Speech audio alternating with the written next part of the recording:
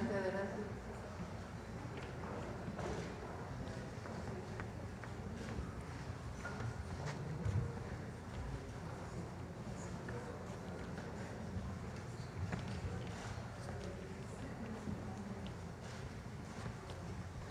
Siéntense, por favor.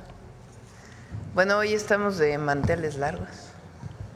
Nos acompaña un grupo muy nutrido de la comunidad científica de nuestro país. Vamos a presentar el día de hoy, así como presentamos el proyecto Línea, hoy vamos a presentar dos temas. Uno es el proyecto de el Centro de Diseño de Semiconductores,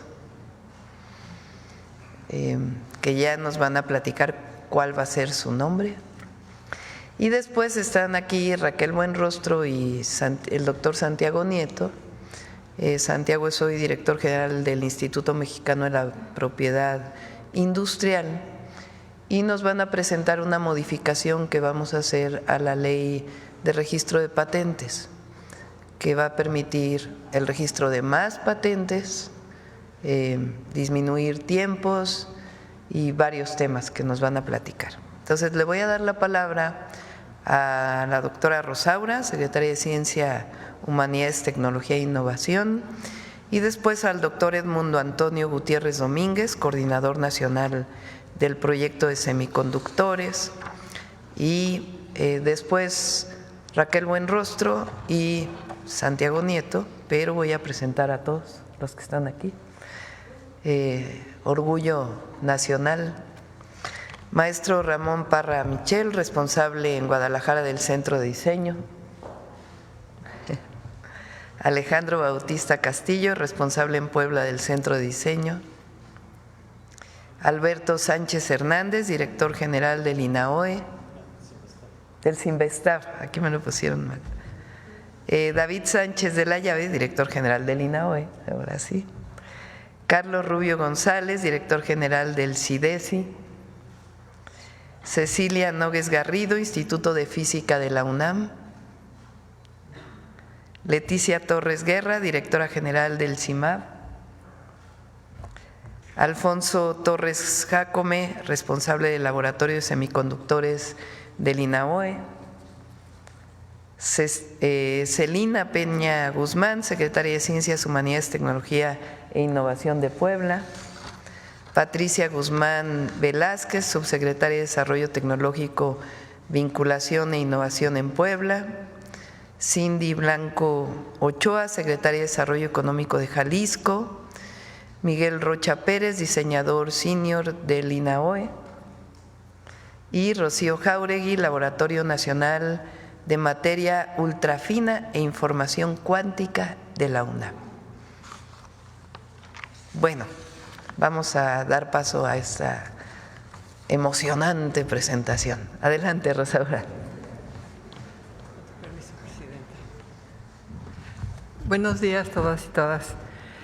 Miren, le hemos puesto a este programa, en acuerdo con la presidenta, programa Kutsari. ¿Por qué le pusimos Kutsari? Porque quisimos utilizar una lengua originaria, por supuesto, y Kutsari quiere decir arena en purépecha. Y bueno, la arena es fundamental en este tema porque, por ejemplo, el silicio es uno de los materiales importantes en este trabajo para crear los dispositivos y pues está en la arena. Entonces, este es el sentido de la palabra.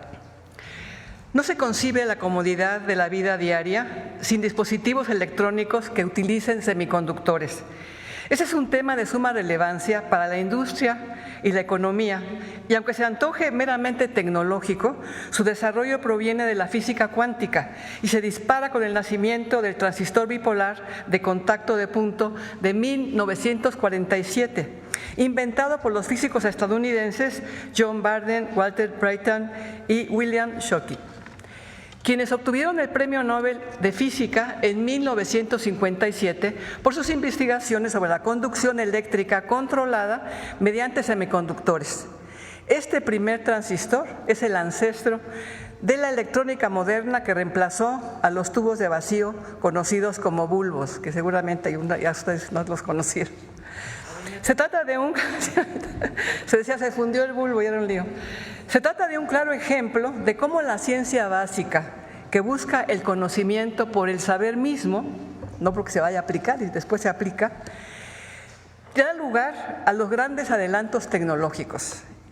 Por ello, este gobierno impulsará el avance por igual, tanto de la investigación, básica en este caso, que pongo de ejemplo, como de innovación de base científica tecnológica, pero también de las humanidades, porque son indispensables, por ejemplo, en este campo, para entender los cambios que se producen en la forma en que aprendemos, pues amplían nuestras capacidades cognitivas y de percepción, pero también afectan el medio ambiente, la economía, las relaciones sociales. Y eso tenemos que analizarlo desde una perspectiva filosófica, desde la ética. Por eso el nombre tan largo de la Secretaría, que está integrado esta forma de ver la ciencia, la tecnología, las humanidades y la innovación. Por la importancia que tiene el tema de estos dispositivos, este es uno de los proyectos estratégicos que la doctora Sheinbaum ha encargado a la nueva Secretaría. Precisamente tratamos de fortalecer la cadena de valor de semiconductores en el país. Este tema fue iniciado desde hace 2 años por la Secretaría de Economía del gobierno del presidente Andrés Manuel López Obrador. México cuenta con una experiencia de más de 40 años en el diseño de dispositivos semiconductores o chips, como se les conoce. Y esta capacidad no está limitada a tecnologías antiguas u obsoletas. Nuestras instituciones como el CINVESTAB, el INAOE, el CIMAB, la UNAM, el Politécnico, la Universidad Veracruzana, entre otras, son capaces de diseñar incluso los dispositivos más modernos, los que tienen los teléfonos celulares o las computadoras. De hecho, en algunos de estos laboratorios, además de diseñar, se fabrican ya algunos chips como memorias, sensores, dispositivos de control, de potencia, amplificadores de audio y muchos otros, como también microprocesadores incluso. Pero esto es a nivel de prototipos, es a nivel de laboratorio. Lo que tenemos que hacer hoy es que en una segunda etapa sería el escalamiento industrial. El proyecto cubrirá varios aspectos. Proponer un marco legal y normativo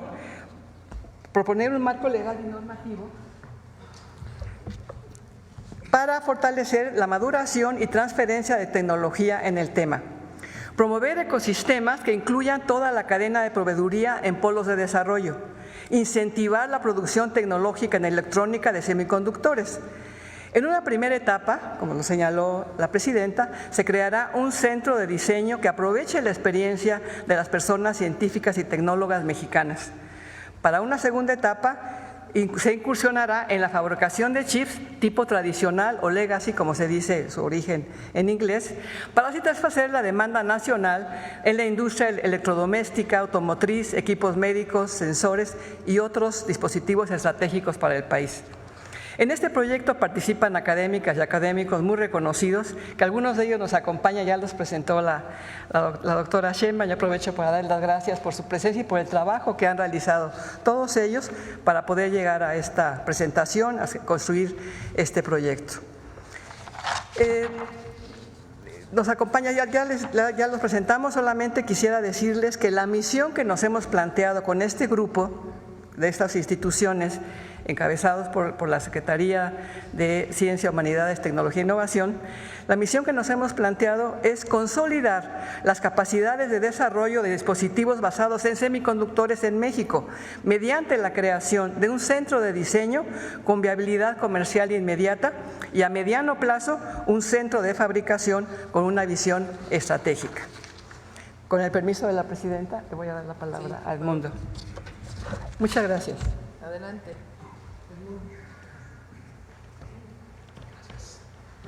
Gracias. Buen día.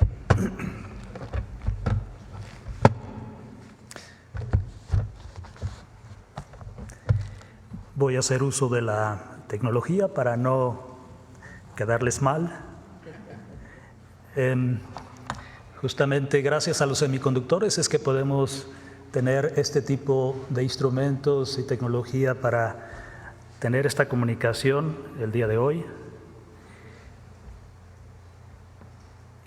Si bien las memorias se fabrican con semiconductores, mi memoria no está hecha de semiconductores, por eso me voy a apoyar en este instrumento para irles platicando un poco sobre la situación.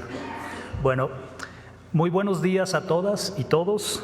Estimada doctora Claudia Sheinbaum Pardo, presidenta de México,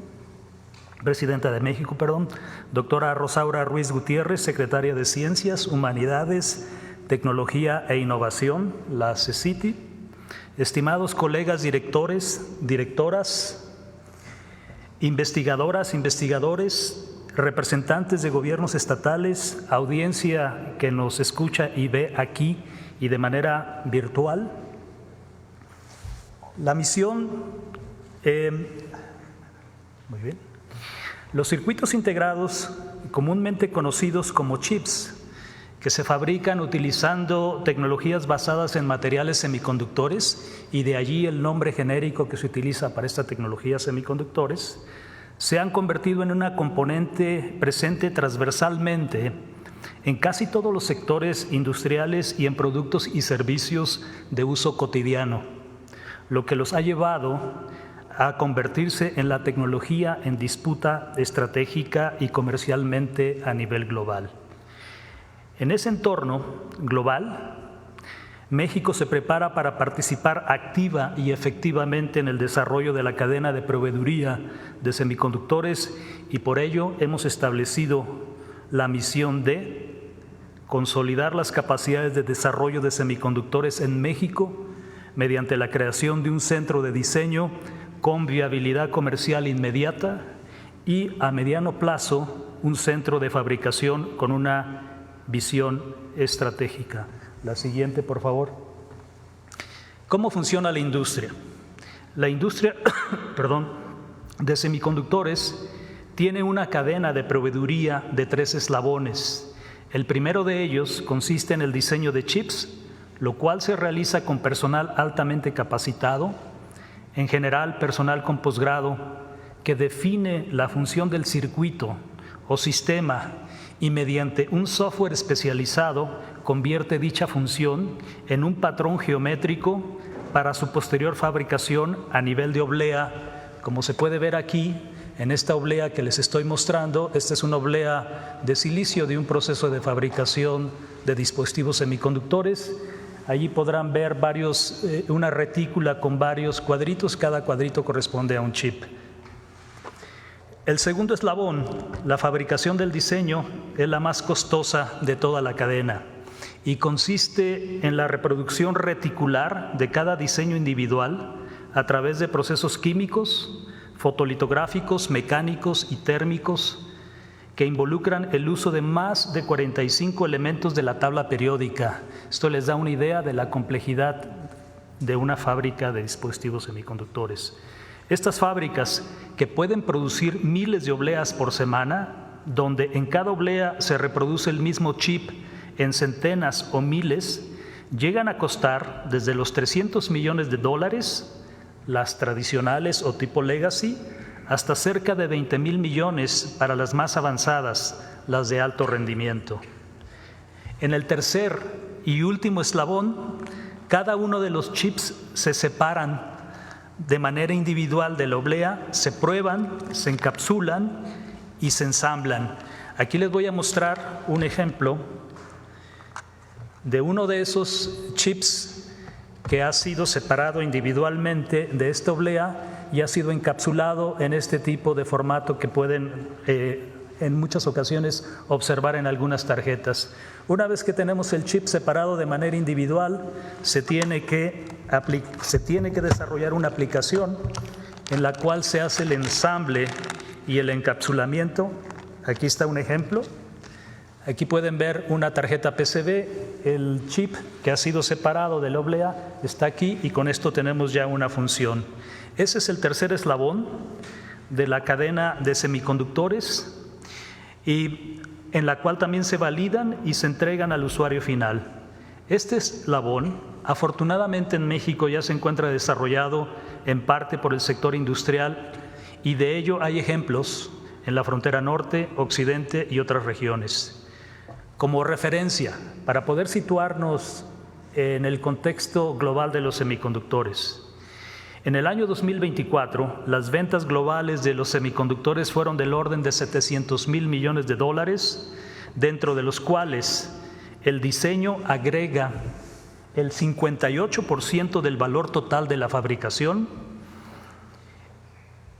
la fabricación agrega el 36% y el ensamble, pruebas y encapsulamiento el restante 6%. Y esto es consistente con una tasa de incremento anual del 20% de este mercado. Allí podrán ver entonces que uno de los grandes eslabones de gran valor económico intelectual es el diseño, y por esa razón empezamos en este proceso en México con el diseño de circuitos integrados, aprovechando, como ya bien se dijo, la experiencia de más de 40 años que se tiene en México en diferentes centros de investigación y universidades. La que sigue, por favor. ¿Por qué un centro de diseño? Primero, por la ubicuidad de los dispositivos y sistemas basados en semiconductores, de los cuales cada vez dependemos más. Lo que estamos viviendo en este momento es resultado de la tecnología de semiconductores, todas las componentes, todos sus celulares que tienen allí.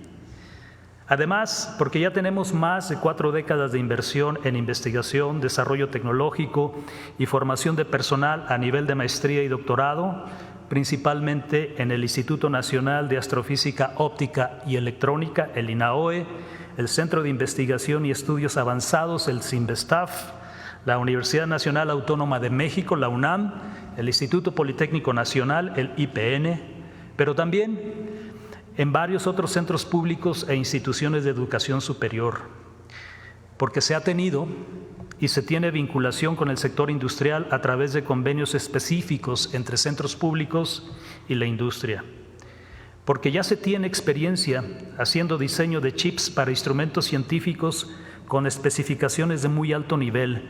Ejemplo de ello son los instrumentos para los observatorios astronómicos o la instrumentación para detectar partículas de alta energía en el CERN en Suiza, lo cual prueba la competitividad global del diseño mexicano. Porque en México la industria local importa más de $20,000 millones al año en chips para la industria automotriz, para la industria de dispositivos médicos, de electrodomésticos, de productos de informática y computación, y porque queremos empezar la sustitución de importaciones de alto valor intelectual y comercial. Porque se tiene capacidad, además, en INAOE y CIDESI, no solo en diseño, sino también para fabricar prototipos de diversos tipos de sensores y chips con aplicación en satélites, telecomunicaciones, equipos médicos, lo cual se puede articular a plazo medio con la instalación de una fábrica de semiconductores que lleve la manufactura de nivel prototipo a escala industrial en nuestro país. Lo que está aquí es un ejemplo de ello. Este es un circuito integrado que ha sido fabricado en INAOE en Puebla, ha sido encapsulado y alambrado para pruebas, pero esto se hace a nivel de prototipo. La que sigue, por favor. ¿En qué segmento del mercado podemos diseñar? A grosso modo, el mercado de semiconductores se divide en 2 sectores: el de la tecnología tradicional, legacy en inglés, con aplicación en la industria automotriz, electrodomésticos, equipos médicos y otros, lo que está mostrado a la izquierda, los cuales se realizan con tecnologías de fabricación de nodos tecnológicos de 65 nanómetros y mayores hacia atrás. Cuando hablamos de nanómetros es importante hacer una referencia. En una micra caben 1000 nanómetros y para que tengan idea, el grosor promedio de un cabello humano es de 100 micras. Eso significa que podemos tener 1000, si tenemos por ejemplo un transistor, que es la unidad de procesamiento digital y analógica más pequeña en una tecnología de semiconductores, eso significa que podríamos meter 10,000 transistores de 10 nanómetros cada uno alineado en el diámetro del cabello humano. Controlar esas dimensiones a esa escala casi atómica es realmente un gran reto y por eso la complejidad de las fábricas de dispositivos semiconductores. El sector de tecnología de alto rendimiento mostrado a la derecha, que incluye microprocesadores de alto desempeño, memorias de alta densidad y velocidad, sensores de imágenes de alta resolución y otros específicos. En ese sector, los productos se realizan con tecnologías avanzadas de 28 nanómetros y menores hasta las actuales de 7 nanómetros. Es necesario mencionar que las tecnologías de fabricación tradicionales son menos caras que las tecnologías de fabricación de alto rendimiento y por ello es comercialmente relevante la capacidad de diseñar sistemas de relativo alto rendimiento con tecnologías tradicionales. En pocas palabras, sacarle jugo al conocimiento y la tecnología, que eso es algo que en México, en este campo particular, se hace muy bien.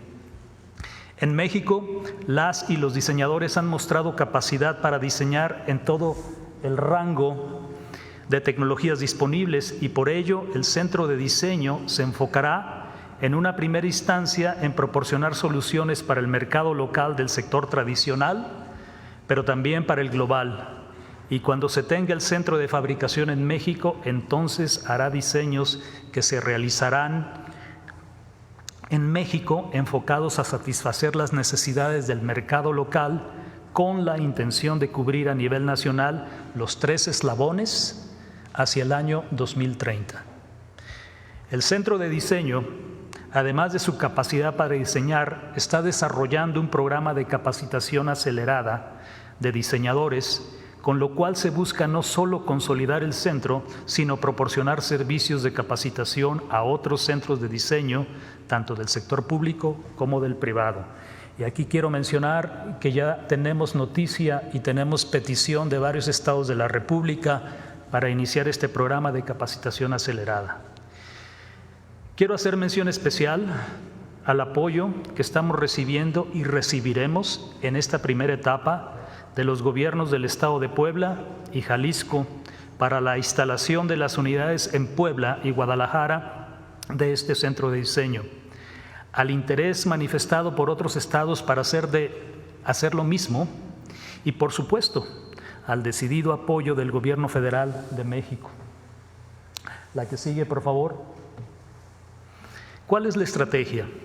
Para el desarrollo del plan de semiconductores en México hemos establecido como estrategia, primero, la elaboración de una política pública que dé sustento al programa para el desarrollo de la industria de semiconductores alineado con el Plan México.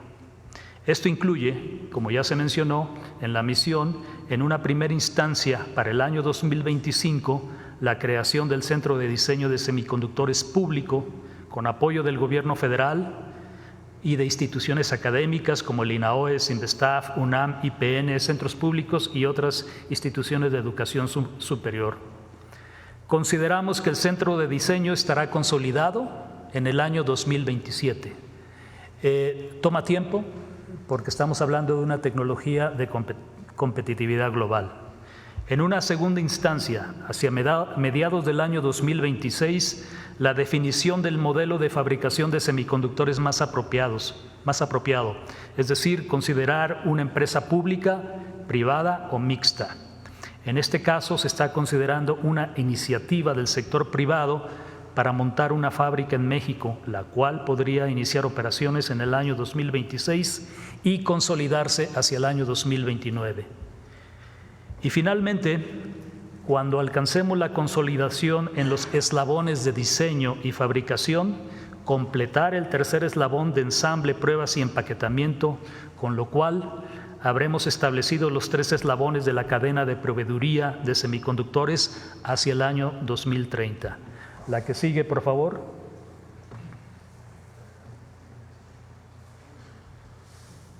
No, anterior.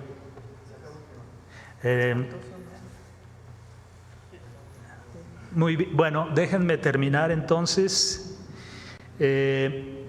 con un comentario.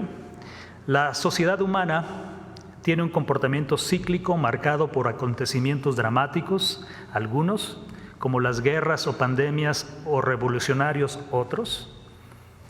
como los de la industria o los grandes descubrimientos. Este comportamiento cíclico viene acompañado por crisis o cambios económicos, sociales y políticos.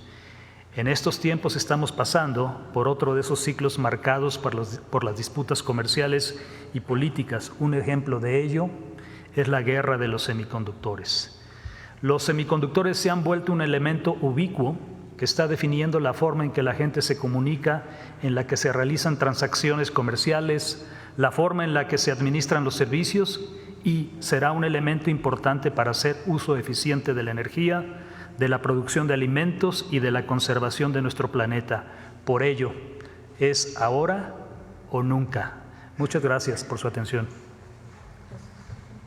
Gracias. ¿Alguno de ustedes quiere tomar la palabra de los científicos? Gracias.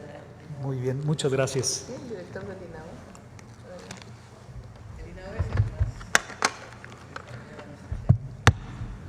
Adelante. Gracias. Buenos días, presidente. Bueno, buenos días a todos. Realmente no venía preparado para mencionar, pues hablar de este tema, pero bueno, sí quiero decir que pues en el INAO estamos muy agradecidos. Es un honor y un privilegio la confianza que nos brinda pues, la secretaria de Ciencias, Humanidades e Innovación, el Gobierno de la República. Yo lo que puedo mencionar es que haremos todo lo que está en nuestras manos para corresponder la confianza que nos han brindado y pues trabajaremos fuerte para que todo este plan que se ha elaborado con un equipo liderado por el doctor Edmundo Gutiérrez pues llegue a buen fin y realmente México en un futuro relativamente cercano forme parte importante de la carrera de semiconductores a nivel mundial. Gracias.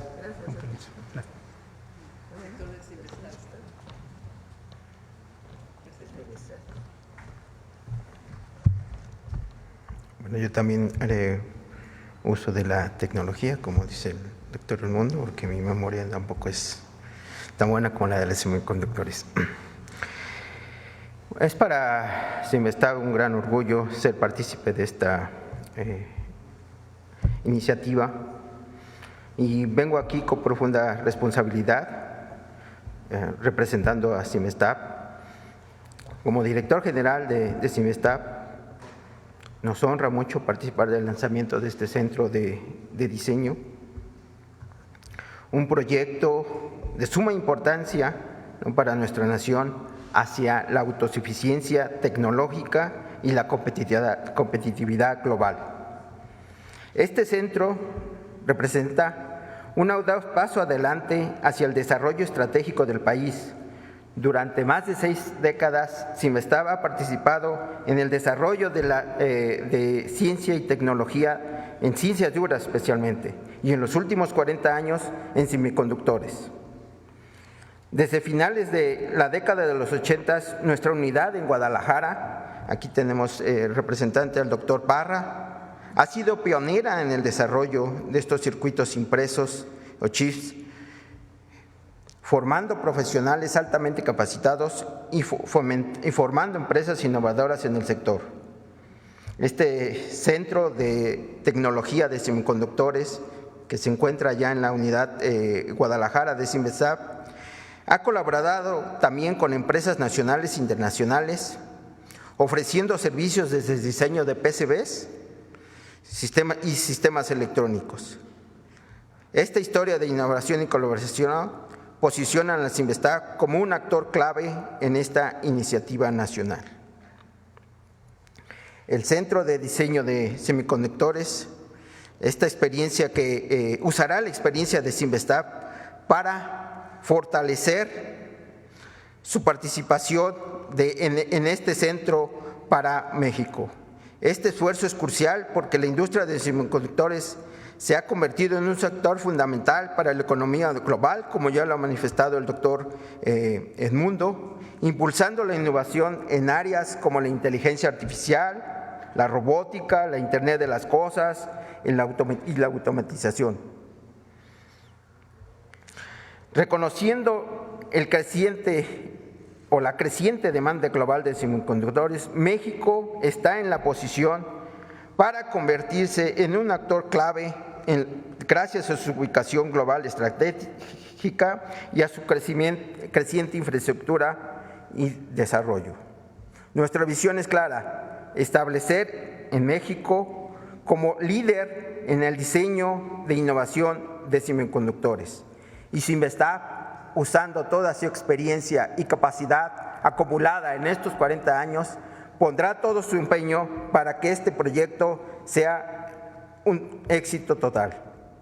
Agradezco que nos hayan sido considerados y muchas gracias. ¿Listo? Raquel y luego Santiago. Con su permiso, Presidenta. Para no repetirme mucho con Santiago, voy a permitirme hacerme un poco de ámbito general. Como dijo la secretaria Rosaura, desde hace 2 años empezamos visualizando que semiconductores podría ser un sector estratégico. Estábamos viendo el tema de todo lo que es la relocalización de las industrias. Nosotros sabemos que la tercera parte del déficit comercial de México es de electrónicos. Entonces ahí vimos un gran potencial para que se desarrolle en México. Y también, como lo que acaban de mencionar todas las personas que nos presidieron, pues el mundo moderno no se imagina en los próximos años sin semiconductores. Entonces, semiconductores es una apuesta segura, tenemos un déficit comercial y además la otra característica que tiene el sector de semiconductores es que necesita mucha gente preparada a nivel técnico, técnico especializado, técnico profesional, maestros y doctores.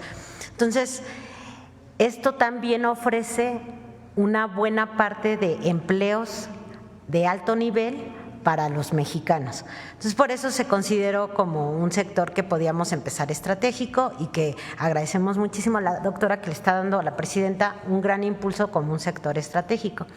Para esto se requieren impulsar varias cosas y aprovechar las ventajas comparativas de México. Una de las grandes ventajas comparativas de México son sus instituciones públicas y sus centros de investigación. Si bien es cierto, no existe la comercialización que nosotros quisiéramos de transferencia de tecnología en México, y que es lo que tenemos que ir construyendo, lo que sí existe una fuerte formación muy sólida de ingenieros, de doctores y de maestros en estas materias. Si nosotros comparamos a México con otras partes del mundo, lo que le llaman las carreras STEM, por sus siglas en inglés, que son ciencias, tecnologías, ingeniería y matemáticas, México destaca. En México hay más ingenieros, por ejemplo, que en Alemania, que fue una potencia durante años, destacó como los mejores ingenieros del mundo. Y también por cantidad de población, pues si nos comparamos, por ejemplo, con Brasil, también tenemos mucho más ingenieros egresados en México que en Brasil.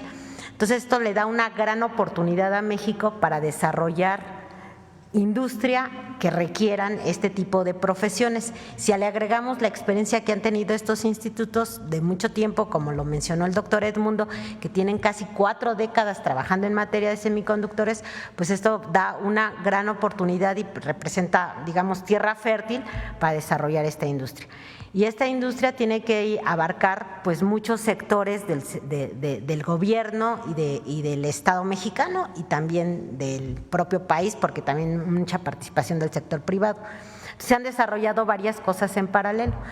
No solo se cambiaron planes de estudio a nivel media superior y superior, se generaron y ampliaron carreras, se promovieron más disciplinas relacionadas con programación, con sistemas, inteligencia artificial, manejo de base de datos, minería de datos, pero también ingenierías, y también ya existen las carreras de semiconductores. Entonces se ha hecho un esfuerzo que se ha trabajado con este equipo de investigadores que han participado también en la modificación de planes de estudio para ir perfeccionando también la preparación de nuestros estudiantes. También se ha trabajado con el sector privado para también vayan viendo inversiones, y ahorita pues es el lanzamiento del primer centro de diseño. Como lo mencionó el doctor Edmundo, pues el diseño del semiconductor es la parte intelectual más compleja y requiere de gente muy preparada, y que es de lo que nosotros tenemos mucho en México. Entonces, por eso es importante el lanzamiento del día de hoy, porque lo que hace es potenciar las capacidades existentes en México y finalmente llevarlas y ponerlos pues al servicio también del propio país y que empiece a generar también ingresos. Entonces se desarrolló la parte académica para formar jóvenes, pero también se está desarrollando los centros de diseño, y la otra parte viene es cómo hacemos esto un rentable para el pueblo mexicano, para México, para el gobierno. Entonces tenemos que comercializar, digamos, esa transferencia de tecnología, sacarle provecho y que realmente esto tenga una rentabilidad para todos y todas. Y por eso también viene acompañado de modificaciones en la ley de la industria, bueno, de la propiedad industrial. Ahí, ¿qué es lo que tenemos? Y yo voy a mencionar nada más algunas cuestiones generales. Pues lo que observamos es que, por ejemplo, la propiedad industrial no está tan desarrollada en México, ese concepto. Entonces, mucha gente, aunque tengamos científicos muy buenos y aunque tengamos industrias ya central aquí en México que ya hacen semiconductores y que son muy buenas y son reconocidas internacionalmente, no patentan aquí en México. ¿Por qué no patentan aquí en México? Porque a nuestra ley todavía le faltan algunas condiciones para competir a estándares internacionales y que la industria o el dueño de una patente se sienta protegido realmente para registrar en México y que no sienta que si hace un trámite aquí en México se le pueda robar su innovación. Entonces eso es lo que tenemos que ver. La otra es la velocidad y el tiempo con que se hacen las patentes. A nivel mundial, en promedio, se hacen en 3 años, 3.5 años. En México tardamos 4.3, tenemos que bajar los tiempos, pero además en estándares internacionales hay como un apartado de la patente. ¿Qué quiere decir? Que si yo tengo una innovación, voy a hacer una patente, hago el registro, pero tiene que tomar un tiempo razonable porque investigadores tienen que hacer el estudio y ver si realmente es algo innovador, algo nuevo y darle una patente. Eso lleva un tiempo razonable.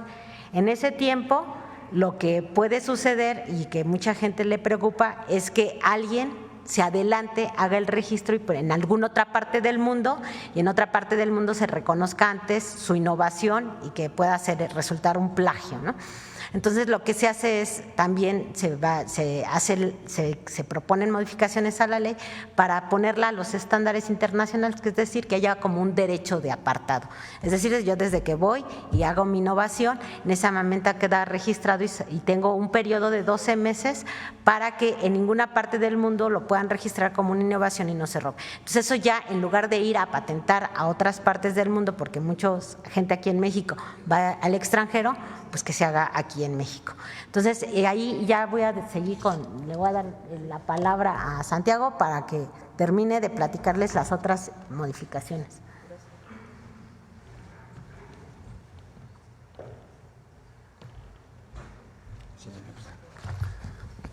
Con su venia, Presidenta. Secretarias, buen rostro, secretaria Rosario Ruiz, compañeros y personas distinguidas, personas que encabezan los centros de investigación en nuestro país. Como ya fue mencionado, México en este momento tiene 84 solicitudes de registro y 28 pendientes en materia de semiconductores, presentadas por mexicanas y mexicanos. Por otro lado, tenemos 343 solicitudes de patente de extranjeros, de los cuales se encuentran pendientes de resolución 120. Esta problemática habría que añadirle un diagnóstico que se elaboró por parte del INPI, la Secretaría de Economía, en colaboración con la Secretaría de Ciencias, en donde se recibieron durante 2024 16.189 solicitudes de patentes, de las cuales se concedieron 10.899 y de esas el 6.38% era de solicitudes de personas de nacionalidad mexicana y el resto 93.62 de personas extranjeras. Gracias a la instrucción que recibimos de la presidenta Claudia Sheinbaum, hemos logrado incrementar el récord histórico de patentes mexicanas, 695 en el año 2024. Sin embargo, evidentemente falta mucho por hacer. Encontramos que falta una cultura de patentamiento, ya se está trabajando en las modificaciones reglamentarias con la Secretaría de Ciencias, Humanidades, Tecnología e Innovación, y también estamos pensando en estas modificaciones normativas. La primera es que en México, cuando alguien presenta una solicitud de registro de patente, tiene una expectativa de derecho, no un derecho como tal. Lo que se está planteando con la patente provisional es poder tener un derecho al apartado de fecha para que en cualquier parte del mundo no pueda ser vuelto a registrar esa innovación, esa invención de la persona inventora o de grupo de inventores. Segundo, el tema de la reivindicación de la titularidad de los derechos cuando se acredite que hubo un plagio en la generación de una patente que se registró a nombre de una persona, una compañía o una persona física o moral que no tendría derecho absoluto sobre la patente registrada. En ese contexto, de manera paralela, se está trabajando con la Consejería Jurídica, con la Secretaría de Economía, que encabeza el secretario Marcelo Ebrard, para la generación de un consejo consultivo que permita generar la transferencia tecnológica de la cual ya se ha hablado, con integrantes del sector empresarial, del sector académico, de personas científicas, y que puedan generar esa transferencia de la tecnología de las patentes hacia el empresariado, tanto a nivel mexicano como a nivel internacional. Por supuesto, tenemos un tema importante de patentes. China genera 1,5 millones de patentes al año y tiene 15,000 examinadores. Por supuesto, la realidad de China es distinta. En México estamos trabajando ya con la Secretaría de Ciencias, Humanidades, Tecnología e Innovación para poder, a través de algún tipo de contrato, ya sea del INPI o sea del Sistema Nacional de Investigadores, poder generar que personas con una cláusula de confidencialidad puedan examinar las 48,000 patentes que se encuentran pendientes de análisis de fondo en nuestro país. Y bueno, finalmente tenemos ya un procedimiento acelerado de patentes de personas mexicanas para lograr esta transformación en ciencia y tecnología que ha planteado nuestra presidenta, la doctora Claudia Sheinbaum. Es cuanto, presidenta. Présteme su semiconductor, por ahí su chip. El otro, el chiquito.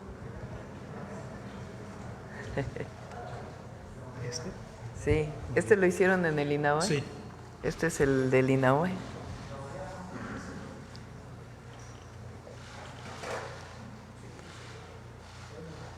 Bueno, estos son dos temas muy importantes. Les faltó Sonora, por cierto, que es Puebla, Jalisco y Sonora, en donde está el Plan Sonora y es parte del desarrollo de semiconductores. Y además es Investavo y INAOE tienen una unidad allá, ¿verdad? ¿INAOE? Sí. INAOE tiene una unidad en Sonora. Bueno, el Centro de Diseño de Semiconductores Cutzari, o Proyecto Cutzari, Centro Nacional de Diseño de Semiconductores.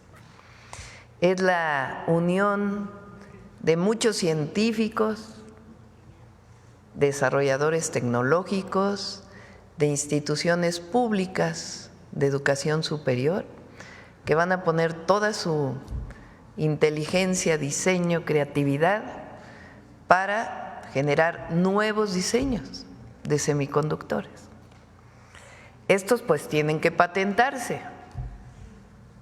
Entonces, vamos a acelerar todo el proceso de patentes para que puedan venderse, combinarse con la empresa pública, con la empresa privada, para el desarrollo, que no solamente se quede en el diseño, que ya sería suficiente, porque entonces está patentado por una institución de educación superior y sus investigadores y puede comercializarse. O puede incorporarse a una empresa pública, privada o mixta para una línea de producción de semiconductores.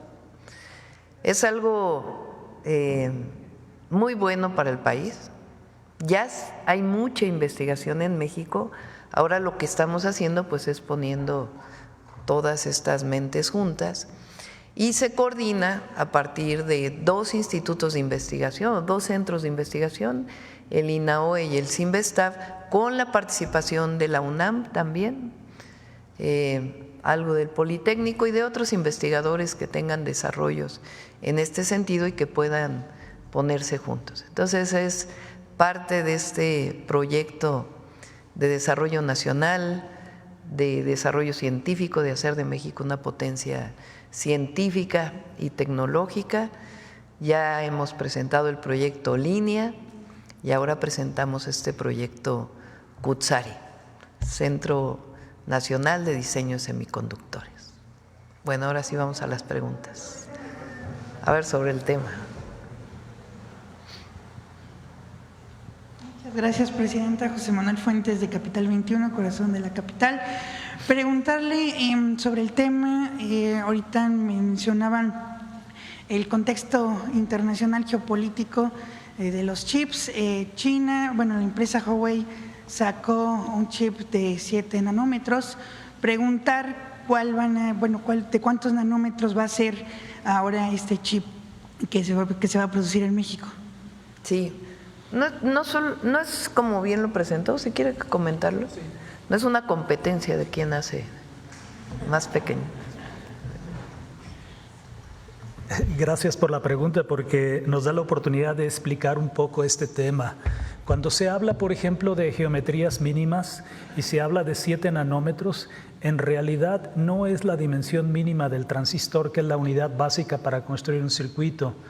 Es una nueva nomenclatura que surgió a partir de la tecnología de 28 nanómetros, pero la longitud mínima comercial con la cual se puede hacer un transistor y luego reproducir circuitos, sistemas complejos, es 14 nanómetros. Imagínate una llave de agua donde por el lado izquierdo entra el agua, por el lado derecho se recolecta. La longitud entre la entrada y la salida, la más pequeña en términos comerciales que se puede producir, es de 14 nanómetros. 7 nanómetros es una convención reciente, digamos, acuñada por la tecnología de semiconductores. Y en cuanto a qué podemos hacer en México, bueno, no es necesario ir hasta los 7 nanómetros, nodo tecnológico de 7 nanómetros. 350 nanómetros, por ejemplo, es competitivo para el sector automotriz, instrumentos médicos, TICs y otras aplicaciones que se van a encontrar por cualquier lado, su tarjeta bancaria, por ejemplo, o cualquier. Por ejemplo, con 350 nanómetros en México podríamos diseñar y fabricar toda la electrónica asociada con tarjetas, pasaportes, en fin, todo lo que requiera identificación de manera inmediata y almacenar la información en un servidor. Muchas gracias. También, presidenta, de este tema preguntarle cómo se va a aprovechar el potencial que tiene México en el tema minero y de las tierras raras, ya que tengo entendido que se necesita también para la fabricación de estos chips. Sí, estamos trabajando. Este es un proyecto en donde están involucradas la Secretaría de Ciencia, Humanidades, Innovación, Tecnología e Innovación, la Secretaría de Economía, con Marcelo Ebrard, ahí está el INPI, pero además este Consejo Consultivo que se planteó. Raquel está ayudando desde Buen Gobierno para todo el desarrollo, digamos, jurídico, legal también de este proceso, y obviamente todas las instituciones de educación superior. Ese es, digamos, por un lado. Ahora, el tema de la minería pues es algo que tenemos que seguir trabajando en México por los impactos ambientales que genera la minería. Entonces tenemos que hacer pues una discusión muy amplia de en qué sí y en qué no se sigue ampliando la producción minera. No solamente son estos materiales que mencionas, sino también, por ejemplo, el cobre, que es muy importante para todo el desarrollo tecnológico. Entonces es una discusión que vamos a dar también y ya les informaremos. Gracias, presidenta. Y por último, también preguntarle, ayer se publicó en el Diario Oficial de la Federación el tema del maíz transgénico, que por motivos de que se perdió ahí se me fue el nombre, el comité. Panel. El panel, gracias, presidenta. Como se perdió el panel, pues se va a tener que resarcir lo que se publicó en 2023. preguntarle qué va a hacer su gobierno, si va a buscar otro panel o… No, vamos a cambiar la Constitución, por eso es la reforma constitucional. El día de hoy, perdón, hay una reunión, ¿se acuerdan que aquí salió con la pregunta de la compañera de Contralínea de por qué se sacaba el nombre de organismo genéticamente modificado y solo quedaba transgénico?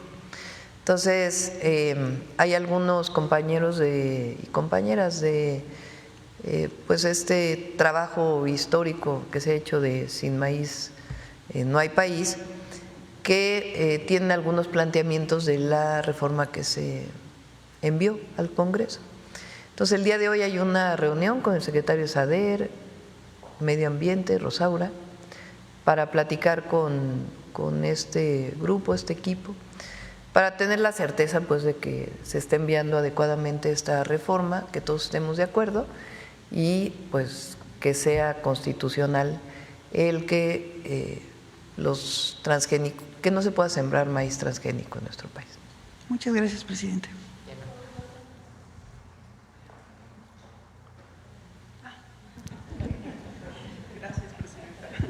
Buenos días, presidenta. Pues aprovechando también la presencia de la doctora Rosaura Ruiz, consultarle sobre el tema del vehículo O-Línea, cómo va, en qué fase se encuentra, saber si se podría contar con semiconductores ya fabricados en México para este proyecto tan ambicioso, si nos pudiera detallar. Pues va avanzando, ahí vamos a ir presentando cada 15 días a lo mejor estos proyectos y los avances. Así los invitamos como en unos 2 meses de nuevo para que nos informen cómo va. Igual el proyecto Línea y vienen otros proyectos que estamos desarrollando y que vamos a informar pues a todo el pueblo de México a través de la mañanera. Muy bien, presidenta. En otros temas, representantes del sector patronal y sindical aseguran que las reformas aprobadas a la ley del Infonavit no contribuyen a fortalecer la institución y que se está poniendo en riesgo 350,000 millones de pesos. E incluso dicen que acudirán a instancias como la Organización Internacional del Trabajo. ¿Qué respondería usted? No es cierto. Los fondos de vivienda, todos los trabajadores que están afiliados al Infonavit, que son los mismos que están afiliados al Seguro Social o casi los mismos, aportan. Ese aporte, junto con el de la patronal, se va a un fondo. Ese fondo pues es el fondo que tiene el Infonavit. Una parte de ese fondo, una parte se usa para la construcción de vivienda y otra parte debe resguardarse. Incluso está regulado por la Asociación mexicana de, ¿cómo se llama? No es asociación, la AMB, ¿cómo se llama? Bolsa y de Valores. La Comisión Nacional, Bancaria de Valores, exactamente. Porque se dan créditos con estos fondos. Entonces, la parte de los créditos sigue igual. Hay otra parte de esos fondos que son para construir vivienda, porque como ustedes han observado, pues hace mucho que el Infonavit realmente no construye vivienda, sino solo da créditos. ¿Qué es lo que ha pasado con esto, con el esquema de organización del Infonavit? Pues que había una parte de dirección patronal y una parte de dirección sindical o de los sindicatos que cometieron pues muchos de los actos de corrupción que se han venido mencionando aquí. En algunos casos probablemente estuvieron o no involucrados la parte del gobierno, pero lo cierto es que ni había transparencia y más bien mucha corrupción. Entonces, ¿qué se plantea ahora? Que esté la Dirección General del Infonavit, que en el Consejo, de manera tripartita, esté gobierno, el sector empresarial y el sector de los trabajadores, y que sea totalmente transparente la construcción de la vivienda y los fondos, incluso auditable por la Auditoría Superior de la Federación, que antes no se permitía. Entonces, es falso este planteamiento de que, como dice el PAN, que se van a usar los fondos de los trabajadores para quién sabe qué cosa, que los fondos están ahí, permanecen, ahí están, ahora se va a construir vivienda, va a haber transparencia y no va a haber corrupción. Ese es el objetivo de esa ley. Entonces, ya tuvieron varias reuniones y una reunión en particular con la Secretaría de Gobernación, donde todos dijeron que estaban de acuerdo con algunas modificaciones que se plantearon en la ley que fue aprobada en el Senado. Entonces me extraña que ahora, después de haber dicho que todos estaban de acuerdo, pues ahora dicen que no están de acuerdo. Esto es para bien del país y para bien de los trabajadores. Discúlpeme, no me presenté, Jimena Mejía de Grupo Imagen. Y por último, preguntarle, en el diálogo con el presidente de Estados Unidos, Donald Trump, ¿hubo alguna solicitud de su parte por mayor participación de la DEA en las investigaciones y presencia en el país? Y si no fue así, si lo solicitara en un futuro, ¿usted lo aprobaría? No. Colaboración, coordinación con todo el gobierno de los Estados Unidos. Eso es lo que estamos pidiendo. Ahí tienen agencias, distintas agencias pero lo que pedimos es coordinación, colaboración. Imagínense que yo haya pedido más presencia de la DEA en nuestro país. No, lo que hablamos fue de la coordinación y realmente el resultado fue muy bueno, porque ya habló el doctor de la Fuente con el Departamento de Estado, con el secretario del Departamento de Estado, Marco Rubio, tuvieron una conversación, por lo que me informó el doctor de la Fuente, para ver cómo va a ser estos grupos de coordinación. Entonces, va a haber buena coordinación, va a haber buena colaboración, siempre en el marco de nuestras soberanías y del respeto a nuestros países. Le agradezco. Sí.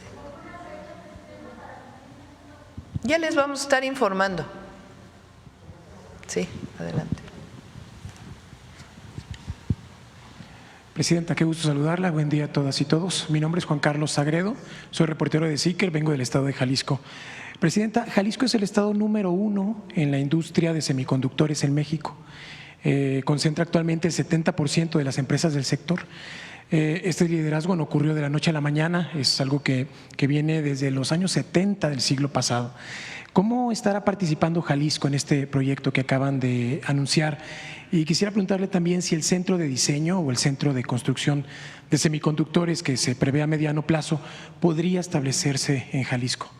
Eso para empezar, gracias. ¿Por qué no le comenta esta idea de que no se necesitan las grandes construcciones para este centro de diseño? ¿Sí? Gracias por la pregunta. Mencioné durante la presentación que el Centro de Diseño de Circuitos Integrados tiene 2 polos, 2 unidades en este momento, Guadalajara y Puebla, y Sonora, por supuesto, perdón por el chip, que no funciona bien. Para el Centro de Diseño no se requieren grandes construcciones, lo que se requiere es esto que está aquí. Entonces, por lo general, si ustedes quieren ver un centro de diseño comparado con una fábrica de semiconductores, no lo van a ver. Lo que van a ver es una sala con ciertos acondicionamientos donde la gente se sienta a utilizar un equipo de cómputo de aplicación específica y empezar a hacer sus diseños, simulaciones y generar los archivos para que después sean transmitidos a una fábrica donde se manufacturará el diseño. Entonces no se requieren de grandes obras en términos de ingeniería civil o algo así. Pero en Jalisco hay mucha colaboración del Cinvestav con empresas como Foxconn y otras empresas. ¿Quiere alguien comentar esto? Adelante, por favor.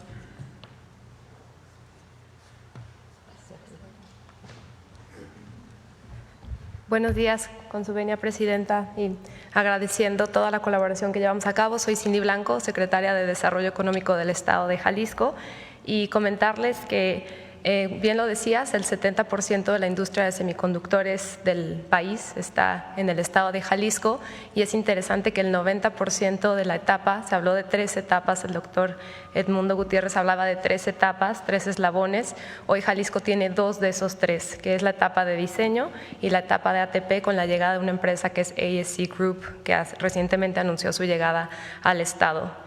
¿Cómo lo vamos a hacer? Pues al estilo Jalisco, como lo dice el gobernador Pablo Lemus, que por cierto le manda un saludo, Presidenta, y básicamente eso significa que estamos trabajando bajo el liderazgo del doctor Ramón Parra desde el CINVESTAB, de la mano de universidades, de la iniciativa privada que ya está instalada. Tenemos empresas como Foxconn, como Infineon, como NXP, pero también tenemos ya empresas locales de mexicanos en diseño como Circuify, haciendo diseño avanzado. Entonces, como bien decía ahorita el doctor Edmundo, esta etapa de diseño la estaremos colaborando tanto el Estado, el gobierno del Estado, en colaboración con el CINVESTAB, como con la iniciativa privada que ya está instalada en el Estado. Gracias.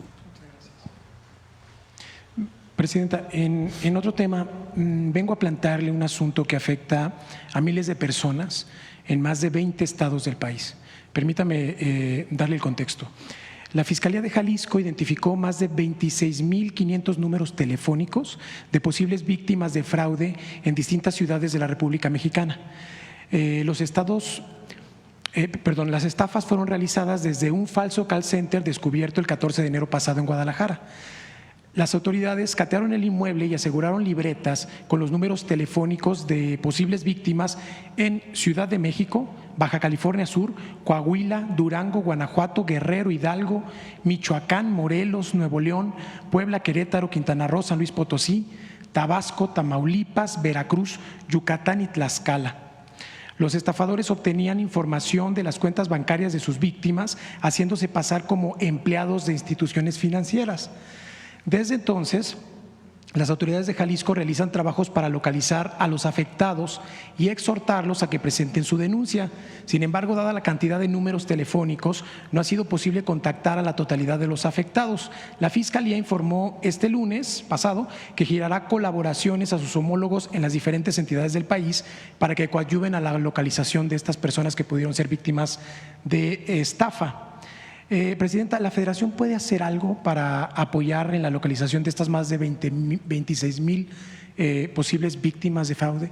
Sí, por supuesto, que se ponga en contacto con, pues apoyar, digamos, en la investigación, no solamente la localización de las víctimas, sino ellos saben, pues el gobierno de Jalisco, la Fiscalía con su autonomía y obviamente lo que tenga que ver con la seguridad, porque hay varias instituciones, no solamente la Secretaría de Seguridad, que se pongan en contacto con el equipo, con el Gabinete de Seguridad del Gobierno de México y, por supuesto, la colaboración.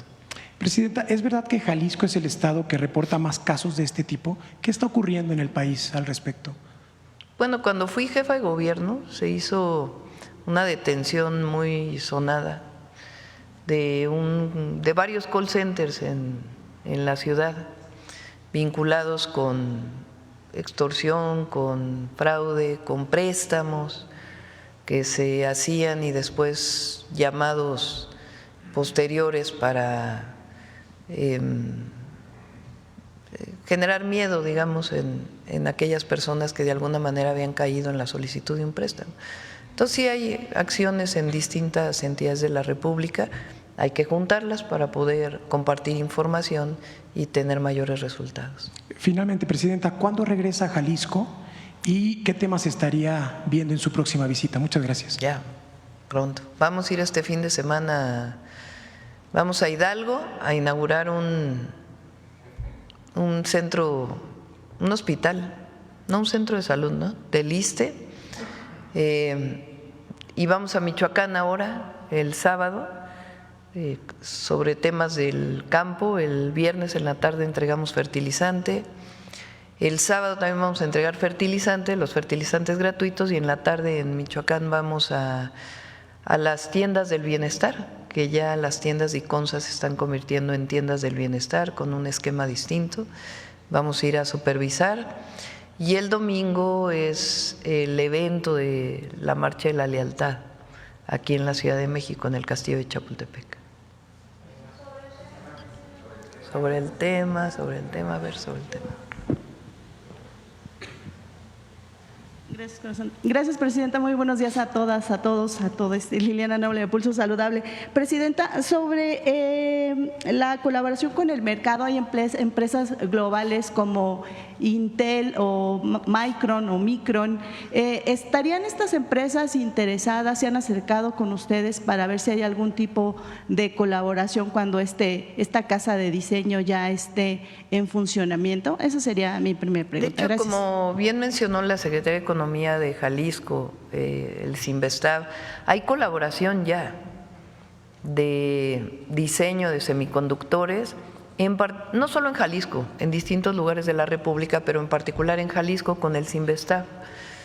El INAOE también tiene sus propias experiencias de vínculo con la iniciativa privada. Ahora lo que queremos es juntar a las instituciones públicas que se dedican a esto, particularmente Sinvestav, INAOE, que son, digamos, quienes más lo han desarrollado, aunque está aquí también el Instituto de Física de la UNAM, para poder pues tener un potencial mucho mayor de desarrollo de la creatividad y el desarrollo científico de nuestro país y fortalecer este esquema de patente.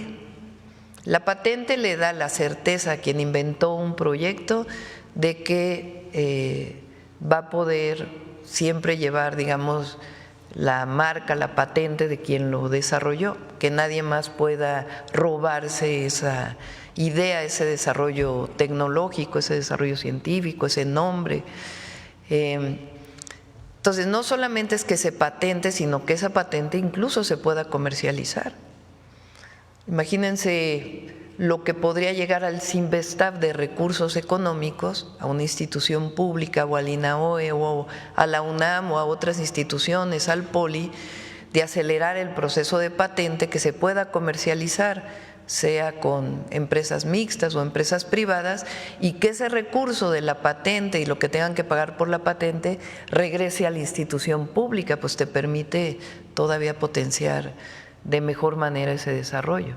Entonces, por eso van juntos, por eso quisimos presentarlo juntos, es el desarrollo de este centro de diseño y al mismo tiempo acelerar el proceso de patente.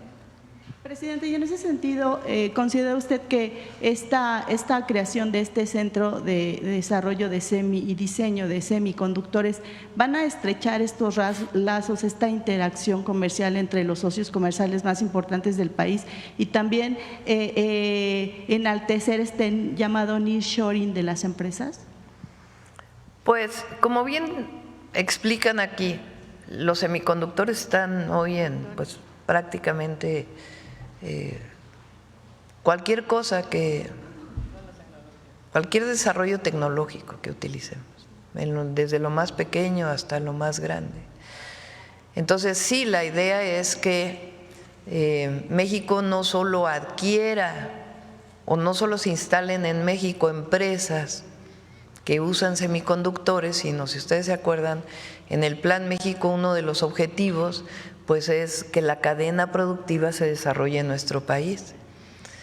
Pero queremos que eso se involucre con el desarrollo científico y tecnológico de México y que no todo lo que se produzca en México venga de patentes de fuera. Pasa mucho, lamentablemente, de desarrolladores mexicanos, de científicos mexicanos que se van a otros países, allá patentan.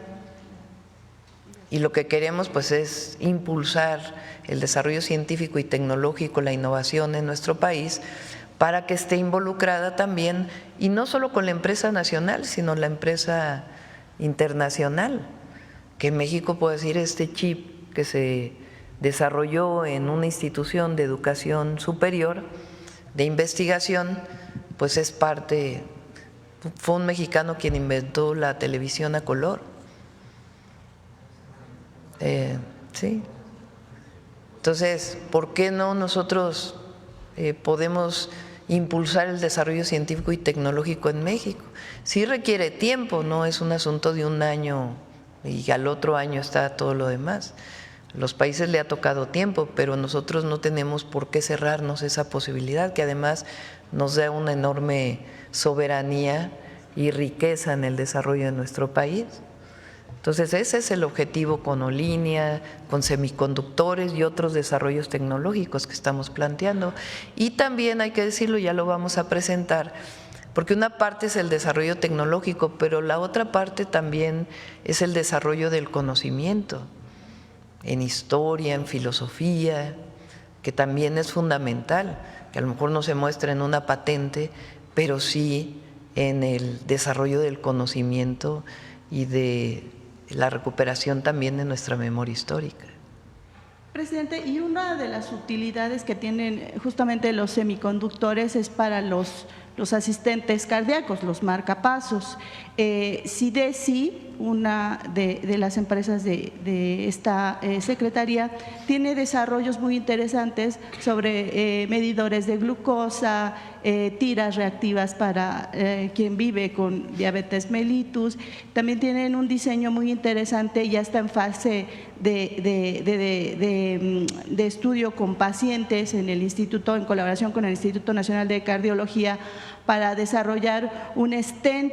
México tiene que gastar alrededor o de invertir alrededor de 5 millones mensuales en stents para poder salvar la vida de quienes viven con una cardiopatía. Quisiera preguntarle también si se estaría pensando en hacer alguna estrecha colaboración CIDESI y los desarrolladores para también pensar en el futuro en desarrollar nuestros propios asistentes cardíacos llamados marcapasos. Sí, fíjense, en la pandemia descubrimos, bueno, yo descubrí, porque no creo que es un descubrimiento científico, sino una preocupación, que los, ¿cómo se llaman? Hisopos, ¿no? Es de los con los que nos hacían las pruebas del COVID, que es una tira con algodón. Bueno, no es algodón, es una fibra particular. No se hacen en México, no se hacían. O sea, dependíamos.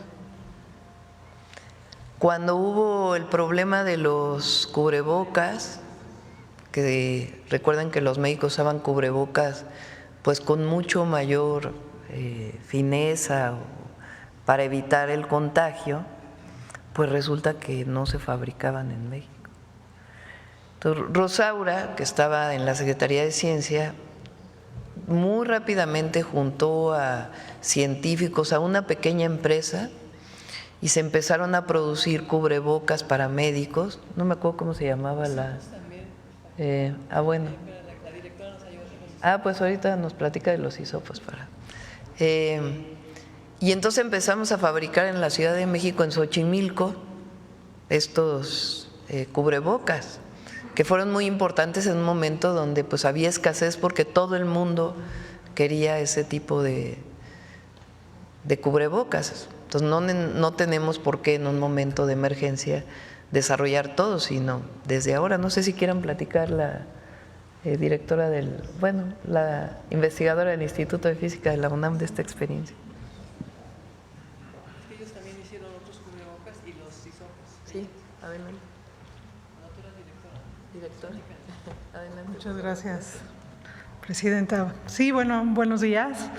Sí, exactamente, durante la pandemia y tratando de resolver algunos de los problemas que teníamos como país y como ciudad, ¿no? Principalmente, se trataron de desarrollar pues nuevos tipos de hisopos. Los hisopos son muy particulares porque tienen que estar hechos de un material en el que no proliferen bacterias, por ejemplo.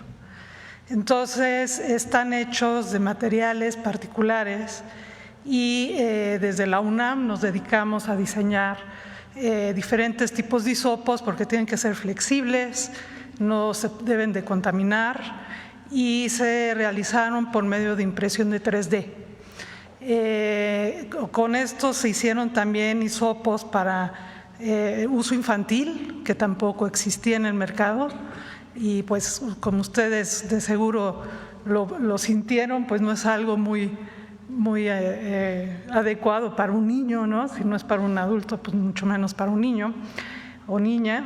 y eso fue uno de los desarrollos que se hicieron. También se hicieron los cubrebocas, como dice aquí la doctora Ruiz y la doctora Sheinbaum. Los cubrebocas necesitan, así como hablamos de nanómetros hace poco, estos virus, el virus del coronavirus, tiene un tamaño de nanómetros muy pequeñito y entonces se necesitan materiales capaces donde la gente pueda respirar, pero que no pueda transitar el virus.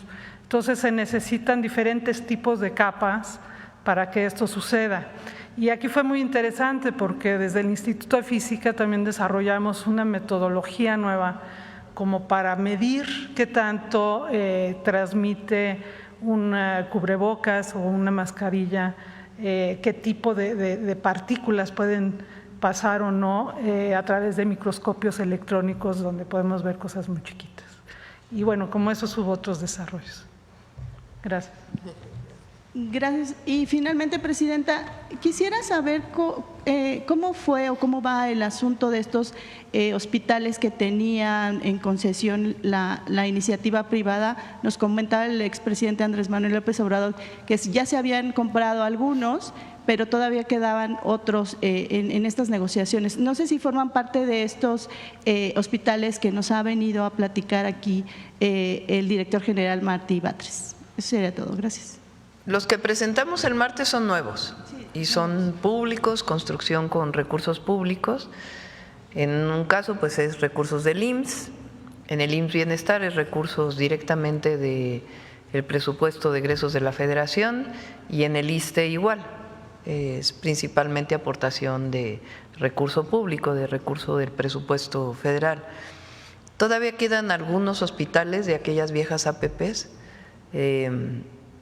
Si quieren la próxima vez que venga Salud les pido que lo puedan decir y se está viendo la manera de avanzar en ello. Por ejemplo, uno de ellos es el de Tláhuac, de aquí de el ISSSTE, que se sigue trabajando pues para que no continúe con este proceso que pues es muy caro. El APP lo que era es para no endeudar al gobierno. Se le decía al privado, tú endeúdate, tú construyes, tú operas y yo te pago cada año. El tema es que esos contratos de largo plazo pues eran demasiado onerosos para el Estado, son todavía los que quedan. Entonces, ¿por qué? Porque pues ahí le cargan el interés privado de haber pedido un crédito de manera privada y la operación que normalmente pues suben muchísimo los costos de lo que en realidad es. Entonces por eso se está quitando ese esquema de APPs y todavía pues en este año esperemos que podamos nacionalizar todos ellos. Y ahora lo que buscamos es un esquema, si hay asociación con la industria privada, distinto. Por eso le llamamos inversiones mixtas, ya no es APP, es el privado invierte una parte, el gobierno invierte otra, o alguna de las empresas públicas del Estado invierte otra. En la mayoría de los casos se busca que la inversión por parte del gobierno sea mayor, entonces compartes riesgos, digamos, pero compartes ganancias. Y no es tan oneroso. Entonces este esquema ya no se va a utilizar. Se dejó de utilizar con el presidente López Obrador, ya no se va a utilizar y se está orientando un esquema muy distinto de inversión mixta. A ver, vamos acá. Ya sé que Sonora dice, ¿y nosotros qué? Gracias. Buenos días, Presidenta. Buenos días para todos. Manuel López del Portal Digital Infopolitano. Dos cuestiones muy precisas. En el tema, Presidenta, ¿en qué medida va a contribuir este proyecto para el Plan México que se está impulsando desde el Gobierno federal? Porque es un proyecto muy ambicioso, prácticamente en 6 años se pretende consolidar pues todo el desarrollo en esta materia que hay desde hace más de 40 años. Pues muchísimo. El Plan México tiene el objetivo de producir más en México, tanto con empresas, inversiones extranjeras que se instalen en México a partir de este modelo de desarrollo regional para nuestro país, como inversión nacional, ampliar las cadenas productivas, es decir, que no solamente se instale una maquiladora que trae todo de fuera, se fabrica aquí y luego exporta todo, sino que se instalen aquí y los materiales que se requieran, la producción intermedia que se requiera, pues se produzca en México, y lo que queremos es todavía más, que haya desarrollo científico y tecnológico en México que permita la producción pues de innovaciones de todo tipo en nuestro país. Entonces sí es parte del Plan México. ¿Y cuál sería el principal desafío a resolver a los científicos del instituto? ¿Cuál es el principal desafío que ustedes prevén para que se consolide este proyecto?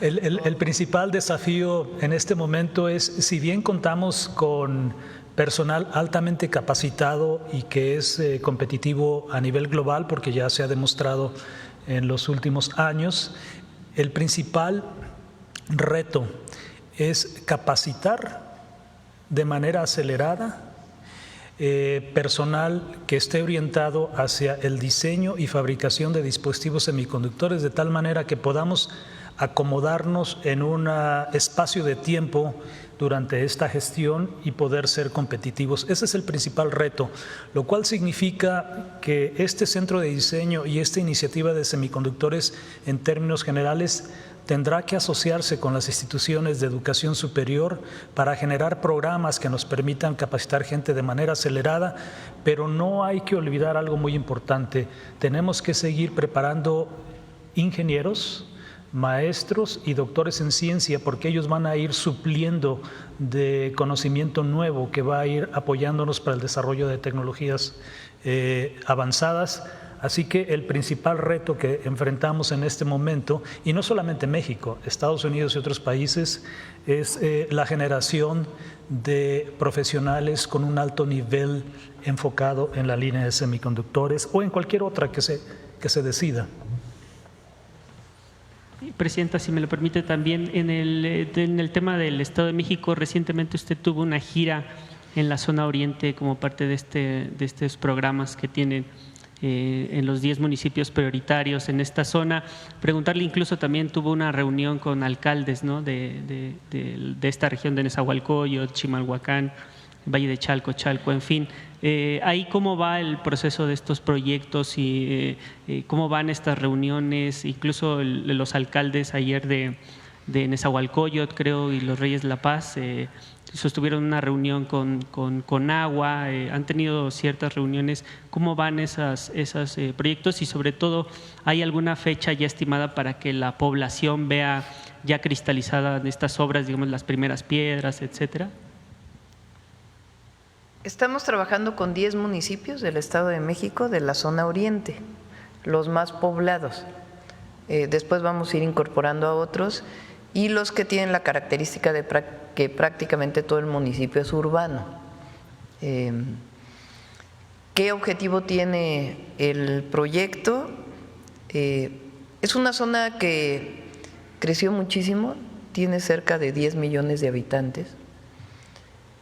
Creció en los últimos 30, 35 años de una manera, llegó a tener crecimientos poblacionales de 8% anual.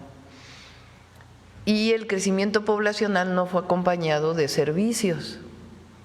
Entonces, la mayoría de estos municipios tiene problemas de abastecimiento de agua potable, de drenaje, de pavimentación, de alumbrado público, es decir, lo básico del desarrollo urbano. Y además, pues problemas de tráfico, embotellamientos, más pues un transporte público que no opera de manera adecuada. Entonces lo planteamos con la maestra Delfina desde antes de entrar al gobierno, que por qué no hacíamos juntos un proyecto o un programa para esta zona. La idea es que los fondos sean municipales, estatales y federales. Ya tenemos un diagnóstico, lo está coordinando Armando Quintero, que está en el Instituto Municipalista, que está en la Secretaría de Gobernación. Ha estado trabajando con los presidentes municipales incluso antes de que tomaran posesión, porque ellos entraron el 1 de enero, la mayoría de ellos, a las presidencias municipales, y ya hay un diagnóstico y un avance de qué es lo que se tiene que hacer. Ahora pues hay que poner los recursos y hacer el plan para saber dónde empezamos, cómo empezamos y cómo seguimos avanzando. En eso es en lo que estamos trabajando ahora. Lo primero que hicimos pues fue informarle a la población con estos mítines, estas asambleas que hicimos el fin de semana pasado, y aprovechamos porque uno de los programas de vivienda, que es el de mejoramiento de vivienda, donde más lo vamos a hacer es en el Estado de México, en la zona oriente. Entonces aprovechamos para entregar ya los apoyos de mejoramiento de vivienda y expresar cómo vamos a ir avanzando. Yo creo que más o menos en unos 15 días ya tenemos con qué vamos a iniciar en el 2025. Okay. Y finalmente en el tema de 2 municipios en específico, en Nezahualcóyotl, incluso recientemente hubo una gira ahí del director del IMSS, Zoé Robledo, con el alcalde de Nezahualcóyotl, porque ahí hay la necesidad de un hospital de alta especialidad. Los habitantes tienen que incluso viajar hasta la ciudad de Toluca, ¿no? Algunos para recibir atención, ¿no? En la Ciudad de México.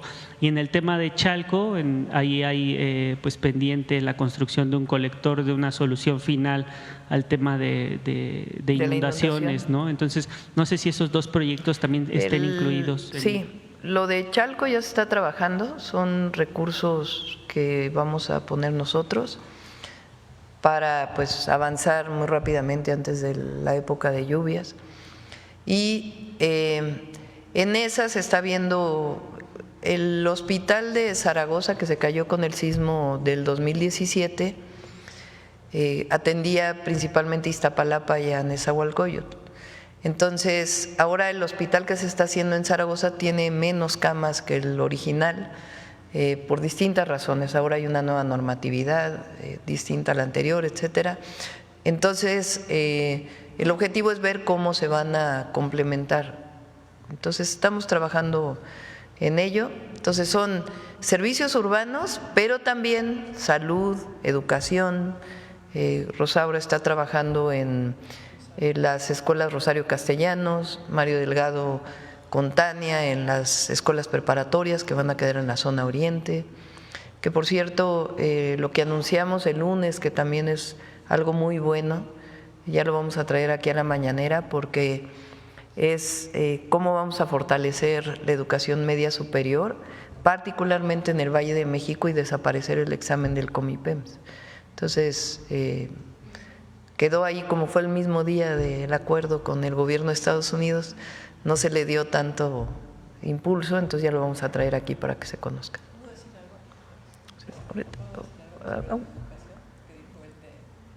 Sí. Es que el reto que mencionabas es fundamental, el formar más personas que tengan estos niveles de preparación, desde pequeños además. Y, por ejemplo, estamos trabajando en ello con la SEP, con la Secretaría de Educación Pública, en la educación dual. En los países que tienen este desarrollo, que han logrado estos avances, desde que los chicos están en bachillerato, participan también como complemento de su educación en empresas. Entonces, los que quieren dedicarse a la parte tecnológica pueden tener parte de sus créditos en una empresa. En México hay muy poca experiencia en este tema, en el tema de la educación dual, pero lo estamos desarrollando. Particularmente decía el secretario de Educación, Mario Delgado, citó hace poco una reunión muy importante donde empresarios y nosotros, todos las universidades, los institutos de la Secretaría, etcétera, acordamos hacer esa parte de desarrollo de educación dual desde bachillerato, pero por supuesto también en licenciatura, posgrados, para que inclusive doctores puedan también completar su formación en investigación con la parte tecnológica, con la parte técnica. Entonces, estamos trabajando de una manera integral. O sea, además de generar esta parte de desarrollo económico, tecnológico, con base científica, también en la parte educativa. Ahí tenemos que fortalecer esta relación y lo estamos haciendo. Gracias. Cerramos ya. Nos toca Mujeres en la Historia, hoy es jueves, Noemí. Con permiso, Presidenta. Muy buenos días a todas y a todos. Hermila Galindo decía que el voto de las mujeres era de estricta justicia, y yo, siendo profesora normalista, debe ser de estricta justicia que reivindique y que use este espacio para hablar de una importante maestra, Eulalia Guzmán, quien la siguiente semana, 12 de febrero, nace en 1890 y muere en un enero de 1985, es decir, hace 40 años. Vivió 94 años, una vida dedicada a la docencia y a la historia y a otras causas. Conozcamos su historia. La conciencia mágico-religiosa del antiguo hombre de México lo sumerge en un mundo incorpóreo y lo mantiene en íntima unión con seres que forman ese mundo, dioses y fuerzas. Esta unión mística o contemplativa, mitad terror, mitad amor, le hace sentir el ritmo del cosmos y vibrar al compás mismo de él. La normalista zacatecana Eulalia Guzmán Barrón tenía 40 años cuando ingresó a la Universidad Nacional Autónoma de México para hacer la maestría en Historia y convertirse en una de las primeras arqueólogas e investigadoras de códices y documentos prehispánicos de México. Ahí conoció al arqueólogo Alfonso Caso, quien la invitó a colaborar en la exploración de Monte Albán.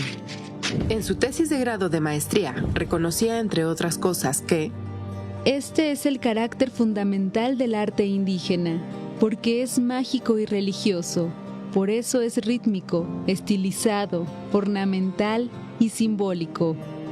El interés de Eulalia por la historia y la arqueología surgió unos años antes, en 1926, cuando la Fundación Alemana Alexander von Humboldt le otorgó una beca para especializarse en ciencias de la educación en la Universidad de Berlín y en la de Jena. Y además de viajar por Alemania, Eulalia pudo visitar Grecia y Constantinopla. En 1934 fue nombrada jefa del Departamento de Arqueología del Museo Nacional.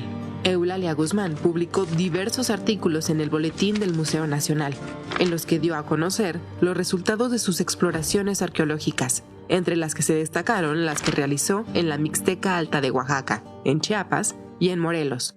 Eulalia Guzmán también realizó trabajos históricos con los códices y los documentos antiguos resguardados en la Biblioteca del Museo Nacional. En 1936 fue comisionada por la Secretaría de Educación Pública para buscar antiguos documentos mexicanos en bibliotecas y archivos en Berlín, Viena, Londres, Oxford, Copenhague, Bruselas, Milán, Florencia, Bolonia, Roma y el Vaticano.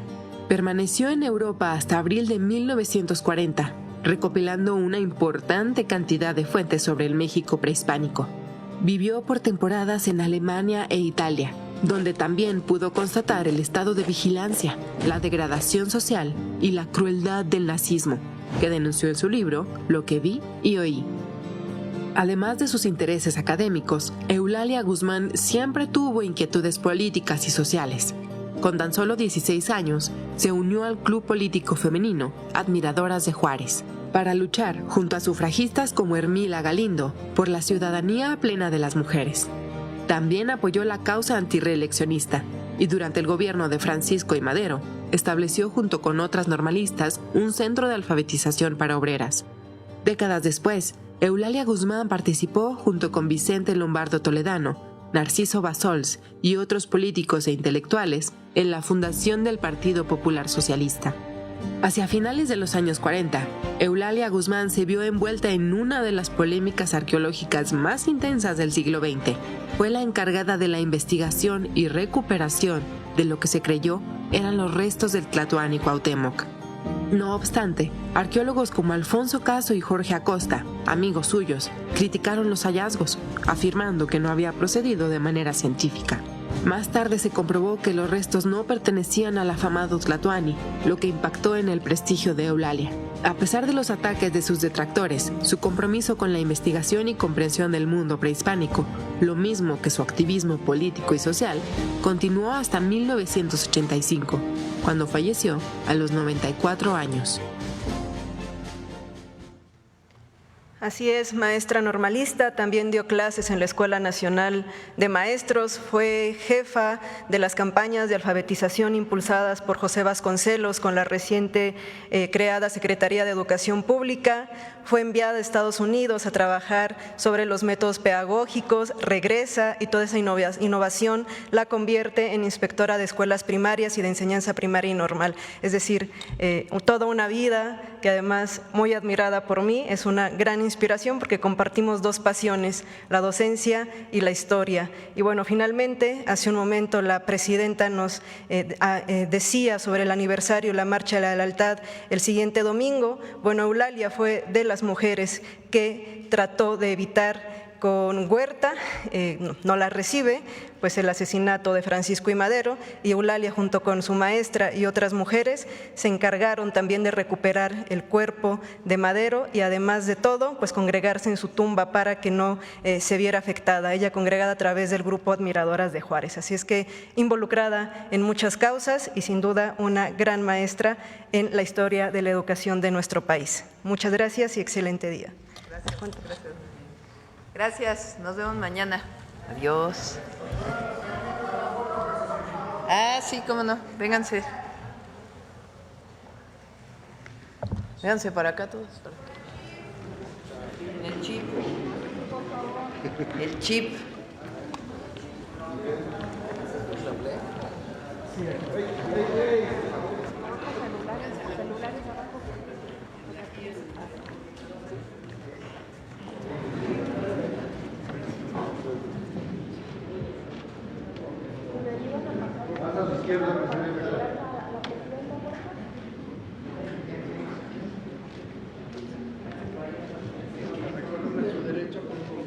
Muchas gracias.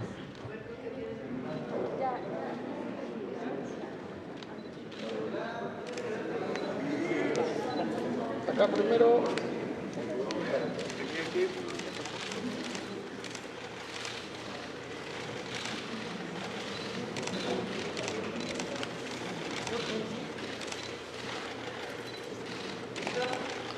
Gracias. Gracias. Gracias. Ahí estamos entonces con eso.